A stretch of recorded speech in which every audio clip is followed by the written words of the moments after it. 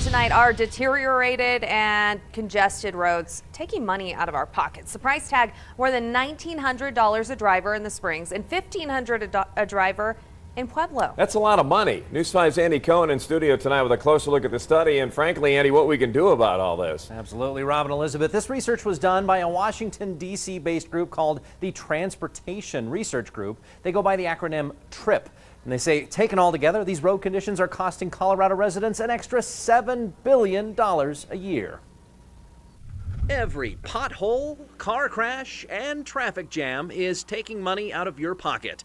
That's according to a study out today, which also found Pueblo has some of the worst roads in the state. 72% of services rate as either mediocre or poor. Drivers in the Springs spend 37 hours a year waiting in traffic jams. Only Denver drivers wait longer. Transportation Commissioner Rocky Scott said that the need for road improvements keeps growing. At the same time that we know that needs are going up, the funding has actually been going down. State lawmakers did give an extra $500 million to highway projects this year. In fact, half that money is going to be spent widening the gap on I-25 from Monument to Castle Rock.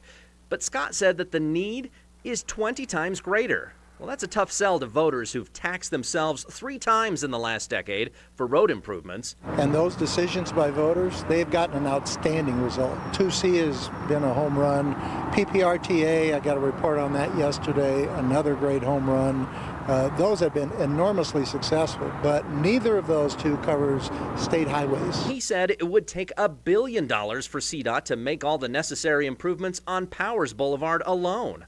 Voters will be asked again this fall to make decisions about roads. One question calls again for sales tax increases. The other pulls more money away from other parts of the state budget. As healthcare and education costs go up, which we've been funding compared to their need a lot more than transportation, do we take money from those categories and move them into transportation, or do we get some new revenue? Now, if you'd like to read that full report, we've put a link for you on the KOAA5 app. Just hit the top stories menu. Watching out for you, Southern Colorado, Andy Cohen, News 5.